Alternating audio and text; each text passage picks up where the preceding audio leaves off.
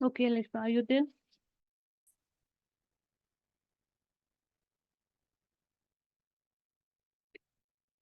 So, for the continuity, we were talking about the security, and I told you that security is the different for the realism, for the feminism, for the constructivism, for the liberalism, and there are the traditional security threats that are in the form of war, like the nuclear threat, the military threat. That is the traditional security threat, and these are from this one state to the other state. The non-traditional security threats are at individual level, and they are obviously from the non-state actors as well. Uh, Non-traditional security threats that were being discussed here were the climate change, the pandemic, the cyber security, the energy security, and now we are at the food and the water security. Um, Water security and food security, these are both basic things for the existence of the human. We have seen that food insecurity and water insecurity is increasing day by day.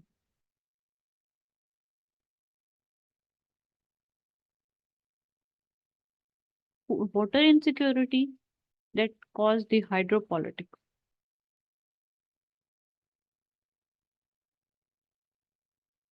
It lead to the conflicts. Like mostly जो एक river के basin को share कर रहे होते हैं उनके दरमियान में होता है। ठीक है, ये है। अगर हम वाटर सिक्योरिटी की सिर्फ अभी बात करें तो इसके लिहाज हवाले से जो हाइड्रोपॉलिटिक्स है, ये स्टेट टू स्टेट रिलेशन भी इम्पेक्ट करती है, और ये डोमेस्टिकली भी आपके डिफरेंट सब यूनिट्स के दरमियान में जो हाइड्रोपॉलिटिक्स है उसको भी इनिशिएट करती है और एथनिक पॉलिटिक्स की तरफ लेके जाती है। ठीक है, क्लासिकल एग्जांपल इवन हमारे पाकिस्तान की आप देखें इसमें, तो पाकिस्तान की जो सिक्योर वाटर रिलेटेड प्रॉब्लम है उसमें आपका मेन जो है वो इंडिया के साथ है। ठीक है, इंडिया के साथ है, वो जो है किशन गंगा बना रहा है, वो इस तरह के बगलियार डैम बना रहा है, वो आईडब्ल्यूटी को वायलेट कर रहा है। ठीक है, वो फ्लड पानी छोड़ देता है अपने रिवर्स के अंदर। ठीक है, जो जितने भी हमारे रिवर्स हैं, ठीक है, उनकी जो इनिशिएशन है वो कश्मीर वैली से हो रही है। कश्मीर वैली से ये रिवर्स निकल रहे हैं, बहुत सारे रिवर्स हैं जिनका कंट्रोल इंडिया के पास है। तो ये चीज होती है। इसमें हमने आईडब्ल्यूटी भी किया, लेकिन हमें पता है आए दिन इसके साथ इश्यूज होते रहते हैं कि इंडिया इनकी वायलेशन करता है। ठीक है, इंडिया को अलाउ था कि वो डैम बनाए। आईडब्ल्यूटी के हवाले से वैसे एक बात बता रही हूँ, he was allowed to make dam, लेकिन उसकी इतनी उसमें कुछ मतलब क्लॉजेस थी, एक्सेप्शनल क्लॉजेस। उस एक्सेप्शनल क्लॉज में जो सिंपलेस्ट वे टू अंडरस्टैंड है वो ये थी कि वो कोई भी ऐसी टेक्निक, कोई भी ऐसी चीज नहीं यूज करेगा या कोई भी ऐसा काम नहीं करेगा डैम बनाते हुए कि जिससे जो वाटर का फ्लो है वो इम्पैक्ट, ये नहीं इम्पैक्ट होना चाहिए। फिर उसमें हाइट का था, इतने हाइट पे बनाएंगे, इतने टरबाइन लगा सकता है, ये होगा। जो भी हो, जो जो भी वो करे, ठीक है, वो बाकी तो फर्दर सब स्पेसिफिकेशंस हैं कि क्या क्या करेगा तो हो सकता है, तो इस लिहाज से स्पेसिफाई कर दिया। फ्लो ऑफ वाटर इम्पैक्ट नहीं होना चाहिए, इंडिया उसको वायलेट कर रहा है। ठीक है, इस हाइड्रोपॉलिटिक्स को लेके पहली बार पाकिस्तान इंडिया के दरमियान 1948 में उसने पानी कट ऑफ कर दिया जब उनके दरमियान में वॉर हो रही थी तो। ठीक है, तो ये चलता रहता है। दूसरी चीज आपकी आती है, आपका जो है काबुल रिवर के ऊपर आपका अफगानिस्तान के साथ इशू है। वहां पर इसने बनाया है डैम, भी नाम सुने, सलमा डैम। आपका पूरा जितना ये इलाका है पिशावर के साथ इस तरफ जितनी एग्रीकल्चरल लैंड है वो काबुल रिवर से इरिगेट होती है, और वहां पर बहुत सारी लैंड जो है वो उसको अब वाटर नहीं मिल रहा जितनी अमाउंट में। फिर एक आपके पास नाइल रिवर है, नाइल रिवर के 11 ट्रिब्यूटरीज हैं, मतलब 11 कंट्रीज इसको शेयर कर रहे हैं। इन्होंने बनाया है यहाँ पर इथोपियन रेनेसांस डैम। इस डैम को लेकर इन बाकी जितनी राइपेरियंस हैं, कंट्रीज हैं, जितनी ट्रिब्यूटरीज हैं, उनमें एक रिजेंटमेंट पाई जाती है। ठीक है, इथोपियन रेनेसांस का पूरा कुछ नाम है ग्रेट इथोपियन रेनेसांस डैम, इसके ऊपर इशू है। ठीक है, फिर इंडिया चाइना का रिवर है, येलो रिवर है, उसके ऊपर इनका जो है मेरे ख्याल में तो, if I am not wrong, ये चाइना है और उस तरफ जापान है, जापान के साथ है इनका। फिर ब्रह्मपुत्रा रिवर है इंडिया का, इस रिवर के ऊपर इसका बांग्लादेश के साथ इशू है। ठीक है। तो ये तो आपकी एक्सटर्नल पॉलिटिक्स है, और it can lead to the any kind of escalation as well and war as well. लेकिन जो आपकी इंटरनल है उसमें आपकी, पाकिस्तान में जैसे देखें, जितने लोअर राइपेरियन और अपर राइपेरियन हैं, इनके दरमियान में इश्यूज चलते जाते हैं। सिंध वर्सेस पंजाब के दरमियान में वाटर को लेकर, वाटर की डिस्ट्रीब्यूशन को लेकर बहुत ज्यादा इश्यूज होती हैं, और इसी बेस के ऊपर फिर पॉलिटिक्स की जाती है। आपको पता है कि सिंध में, आप तो खुद सिंध से हैं, मतलब आई हैव रेड दिस कि इस तरह से इवन बाकायदा वोट बिकते हैं। क्योंकि जहां पर भी नहरों से मतलब आप इरिगेट कर रहे हैं लैंड को, वहां पे पानी का होना जरूरी है। तो हमारी तरफ तो खैर मतलब वो नहीं है, पंजाब के कुछ एरिया भी इसी तरह से कैनाल से इरिगेटेड होते हैं, लेकिन नेचुरली इरिगेटेड होती है लैंड, मतलब बारिश के जरिए, और उसको एक्स्ट्रा इरिगेशन की ऐसे जरूरत नहीं होती है। और मे भी यहाँ पर ऐसी फूड भी नहीं कल्टीवेट हो रही है, हमारे यहाँ वीट और उसकी कल्टीवेशन होती है जो हमारे एरिया में है ज्यादा। बाकी ये जो ज्वार बाजरा, दीज थिंग्स, तो वहां पर जो है ना, पानी खुद से लगाने की फसलों को जरूरत नहीं पड़ती है। बट जहां पर पड़ती है, बताने ये लगी हूँ, वहां पर जो है, जो बड़े बड़े जमींदार वडेरे होते हैं ना, वो उस सोर्स को कंट्रोल कर रहे होते हैं। अब वो क्या करते हैं कि वो पानी देते हैं in return of votes back. इस तरह से सिस्टम पॉलिटिक्स भी इवन चल रही है, पानी के रिटर्न में वोट बिक रहा होता है वहां पर। सिंध और पंजाब के दरमियान भी है, और even with in the province भी पॉलिटिक्स ऐसे रन कर रही होती है। तो ये आपकी अगेन नेशनल यूनिटी को इम्पैक्ट करता है। आप टर्म्स आईआर की जार्गन्स में आ जाए, आपकी नेशनल इंटीग्रेशन को इम्पैक्ट करता है। ये सब नेशनैलिटीज, एथनिक नेशनैलिटीज जो हैं, उनको एम्पावर करता है। ठीक है। ये अगेन हम अगर सिंध पंजाब की एग्जांपल है, ये sir real politics is involve. These vulnerabilities are also being manipulated by the external elements, like इसी को हाइब्रिड वॉरफेयर में फिर इस चीज को यूज किया जाता है। आप एक दूसरे से दूर हो रहे हैं बिकॉज ऑफ दीज रीजन, और यह इनको फर्दर इन्फ्यूरिएट किया जा रहा है, इनको फर्दर जो है वो आग लगाई जा रही है through the propaganda warfare by the external element. That's how your national security is at stake because of these energy, water और food security। जहां पर बात है आपकी फूड सिक्योरिटी की, तो फूड सिक्योरिटी अगर आप गारंटी नहीं करते हैं, तो उसकी वजह से क्या होता है कि क्राइम इंक्रीज होते हैं।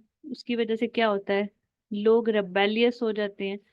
फ्रेंच रेवोल्यू रशियन रेवोल्यूशन की बड़ी वजह क्या थी?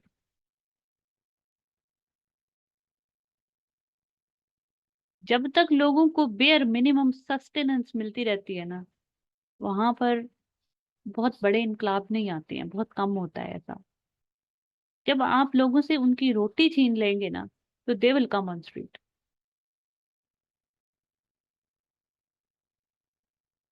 Because you are not having, वो क्या कहते हैं, अब कुछ है ही नहीं जिस, बड़े मजे की बात है, मैं भूल रही हूँ, टेक पे आपका कुछ है ही नहीं ना। You have nothing to lose. If you are already starving to death, you have nothing to loose.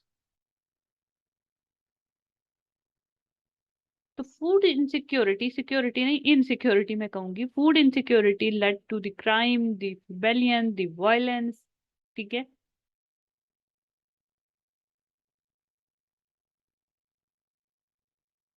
हाँ, फ्रेंच रेवोल्यूशन में भी यही हुआ था। रशियन रेवोल्यूशन की भी बड़ी वजह यही थी। हाँ, फ्रेंच रेवोल्यूशन में भी इवन वो कहती थी कि जब क्वीन के वो बड़े मशहूर हो गए थे कि if they people don't have bread to eat, why don't they eat cake.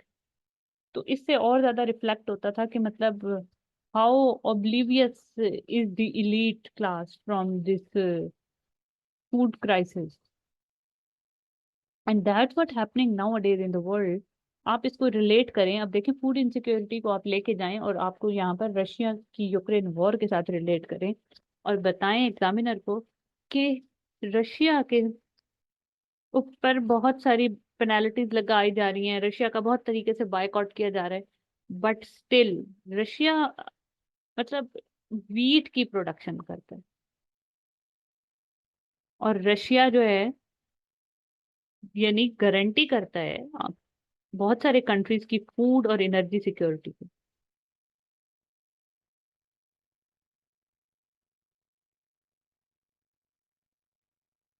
समझ रहे हैं बात को? That's why the state can not completely cut off with Russia. Many countries in the world are not boycotting explicitly just because their own food and water, energy security is at stake. समझ रहे हैं बात को? That's how the international politics work, and that's how you are going to improvise the event by event with a given topic. Then economic security में आप बताएंगे कि economic security के बहुत सारी फर्दर टाइप्स होती हैं। अच्छा, फूड सिक्योरिटी में भी अगेन मैं एक्सपेक्ट करती हूँ कि वो तो आप लिख लेंगे ना, कॉजेज क्या हैं, क्यों हो रही है फूड इनसिक्योरिटी की रीजंस क्या हैं। क्लाइमेट चेंज है सबसे बड़ी रीजन, ठीक है, प्रोडक्शन कम हो रही है, ठीक है। फिर उसके बाद जो है बहुत सारे कंट्रीज हैं वो एग्रीकल्चरल मैकेनाइजेशन नहीं कर पाए हैं, ठीक है, और इसकी भी अगेन रीजन ये है कि आपकी इनइक्वालिटीज हैं दुनिया के अंदर, ठीक है। फिर उसकी फूड इनसिक्योरिटी की एक बड़ी रीजन है कि बहुत सारे एरियाज आपके वॉर प्रोडन है, वहां पे वॉर्स हो रही हैं, जैसे अफगानिस्तान है, मिडल ईस्ट है, वॉर की वजह से, वायलेंस की वजह से, ठीक है, वहां पर जो है फूड शॉर्टेज क्रिएट हो जाता है, ठीक है। तो you are going to write the causes, ठीक है, कॉजेज क्या है इसकी। इसी तरह से वाटर सिक्योरिटी में भी, एनर्जी सिक्योरिटी में भी, हर किसी में इसके तरह के तीन चार कॉजेज आपने उसके साथ रिलेट करने हैं और आपने लिखने हैं कि ये कॉज है आपकी फूड इनसिक्योरिटी का, और वाई स्टेट जो है वो फेल हो रही है टू मिटिगेट। फिर आपने ये लिखना है इसमें।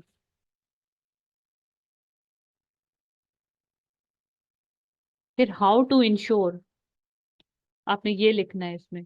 और फिर ये जो आपने हाउ टू इंश्योर लिखना है और वाई लिखना है, इसमें दोनों में आपने थेरीज की टर्म में बात करनी है, ठीक है। समझ आ रही है ना? देन इकोनॉमिक सिक्योरिटी में बात ये हो रही थी कि इकोनॉमिक सिक्योरिटी जो है ये एक बिगेस्ट थ्रेट है, और अभी जो है इकोनॉमिक वॉरफेयर बहुत ज्यादा कॉमन हो गई है। ये पहले भी यूज हो रही थी लेकिन अभी बहुत ज्यादा कॉमन हो गई है। कन्वेंशनल वॉर जो है is no more in game in the international arena. तो आप क्या लड़ रहे हैं आप इकोनॉमिक सिक्योरिटी जो है उसी के थ्रू काम कर रहे हैं। रशिया के ऊपर जो सैंक्शंस लगाई गई हैं वो भी एक इकोनॉमिक वॉरफेयर की, इकोनॉमिक तरीके से रिटेलिएट करने की एग्जांपल है, क्लासिकल, ठीक है। इकोनॉमिक सिक्योरिटी जो है वो आपकी एट रिस्क हो जाती है, उसकी डिफरेंट रीजंस हैं। देखें, इकोनॉमिक सिक्योरिटी इकोनॉमिक मेल्टडाउन से आपको बचाते हैं, मतलब इसको हम कहते हैं आईएमएफ क्या है, इंस्ट्रूमेंट ऑफ लास्ट रिजॉर्ट। मतलब जब जहां आपकी कोई भी हेल्प नहीं कर सकता वहां पर आपकी आईएमएफ हेल्प करते हैं, ठीक है। अब ये रियल पावर पॉलिटिक के हवाले से भी आप इन चीजों को लिख सकते हैं कि ये जो फिर जितने भी इंटरनेशनल इंस्टीट्यूट्स हैं, ये इंटरनेशनल इंस्टीट्यूट्स जो हैं ये एक पर्टिकुलर एजेंडा पे काम करते हैं और इनको पर्टिकुलर कंट्रीज की बैकिंग होती है, ठीक है। तो ये जो है ऑब्वियसली यहाँ पर अगेन पावर पॉलिटिक्स वर्क कर रही होती है। जो कि पावरफुल होता है वो अपनी मर्जी की टर्म्स एंड कंडीशंस के ऊपर आपको लोन दिलवाते हैं, और वो जो होती हैं टर्म्स एंड कंडीशन स्टेट की सॉवरेनिटी को इम्पेक्ट करती हैं, और जो जो है इसको फिर मानने से इनकार कर देता है उसको बैकलैश होता है, ठीक है। इस किस्म की आप चीजें लिख सकते हैं। फिर इसमें आप इवन अंडर डेवलपमेंट डेवलपमेंट का जो कॉन्सेप्ट है आपकी इकोनॉमी का उसको लेकर आ सकते हैं, ठीक है, कि क्यों कुछ कंट्रीज नहीं डेवलप हो पा रहे हैं। लिबरल एजेंडा जो है वो किस तरह से वन साइज फिट ऑल नहीं हो पा रहा। तो यहाँ इकोनॉमिक सिक्योरिटी पे भी तो अगर आप आपके पास बहुत ज्यादा स्पेस है, बहुत ज्यादा मार्जिन है लिखने के लिए, आप अपनी पूरी इकोनॉमी को और डेवलपमेंट अंडर डेवलपमेंट के कॉन्सेप्ट को यहाँ पर लेकर आ सकते हैं।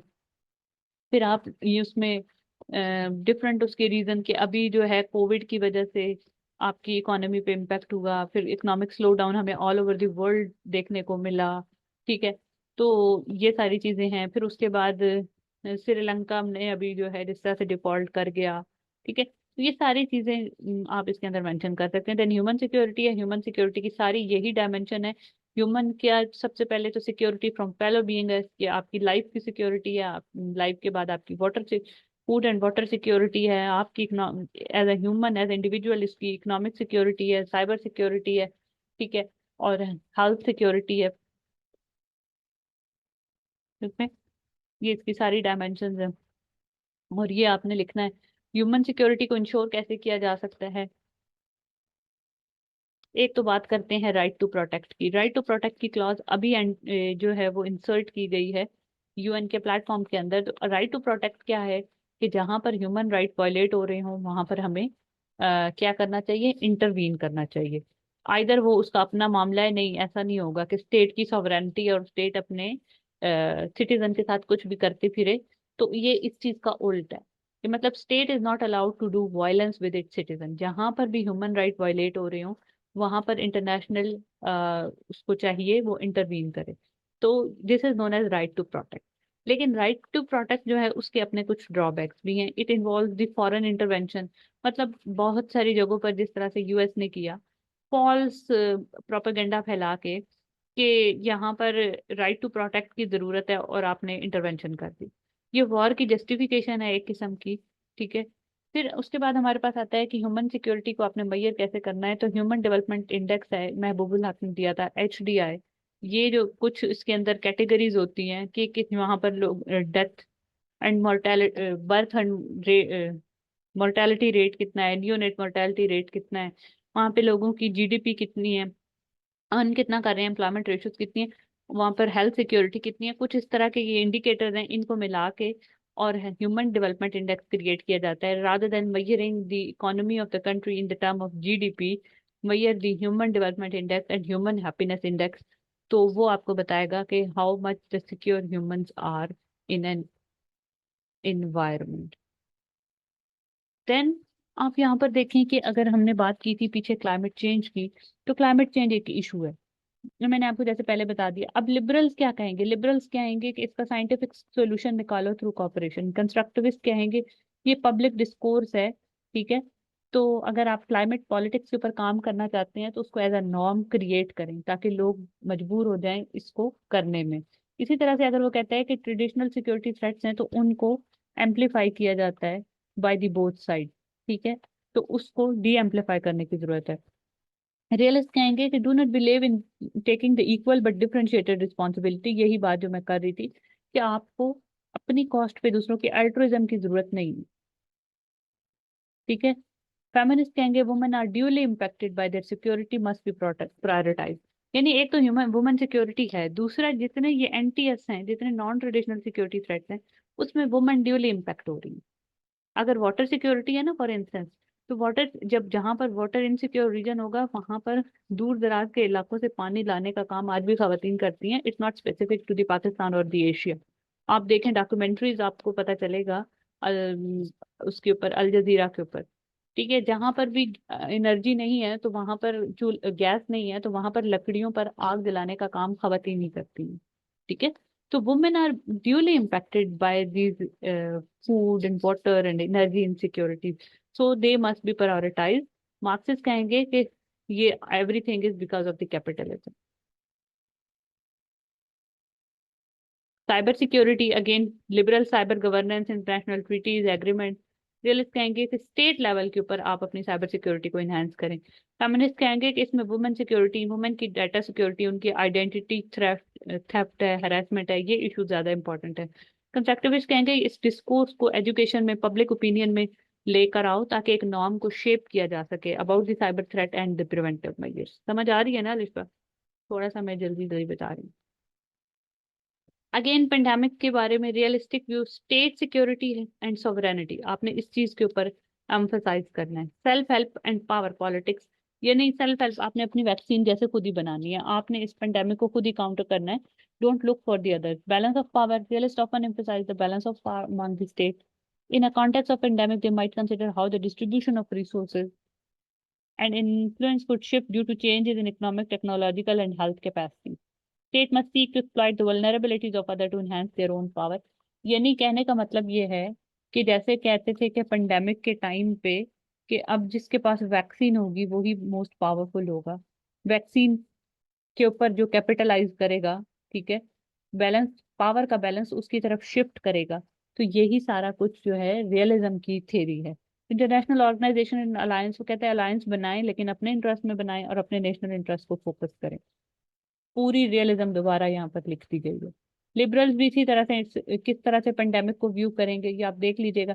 इंटरनेशनल कॉपरेशन करें जी आप, WHO के प्लेटफॉर्म से इंफॉर्मेशन शेयरिंग करें, कोऑर्डिनेट रिस्पॉन्स करें, कलेक्टिव रिसोर्सेज को यूज करें। ह्यूमन सिक्योरिटी की बात है ये।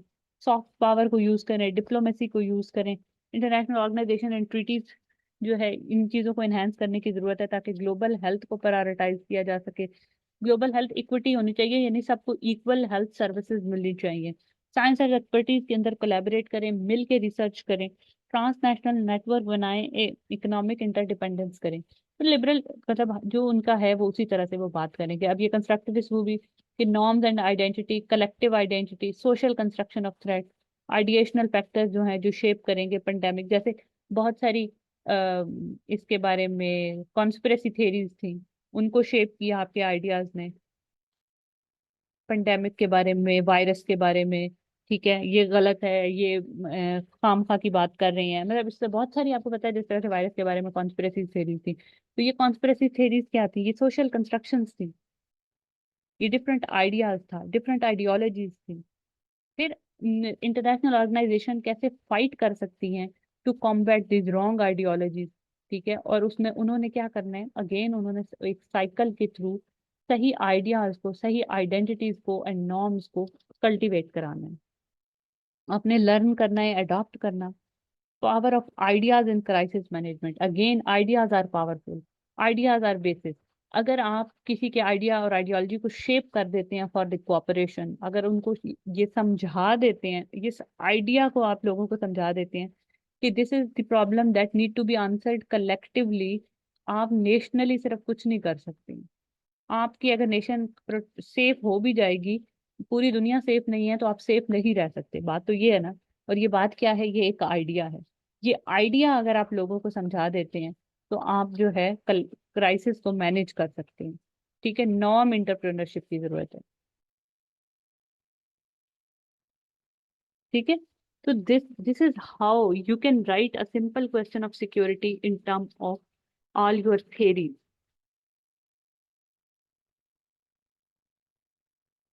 समझ आ रही है अभी आपको बात की? ये क्लाइमेट चेंज है, ये आप देख लीजिएगा, ये भी इसी तरह से सारा कुछ लिखा हुआ है। मैं आपको स्लाइड शेयर कर देती हूँ। ठीक है, ये आपको याद करने की यहाँ से जरूरत नहीं है, इसको आप एक को भी पढ़ लेना तो आपको समझ आ जाना चाहिए कि अच्छा ठीक है, what these slides are trying to say, मतलब ये मैंने खुद बनाई है कि लिखना कैसे है। You need to learn the art of writing the answer in international relation, subject के लेंस से लिखना। जैसे लोग कहते हैं कि पेपर 2 पे थ्योरी अप्लाई होती है, पेपर 1 में भी हर चीज एप्लीकेशन ही है। चलें जी, थैंक यू।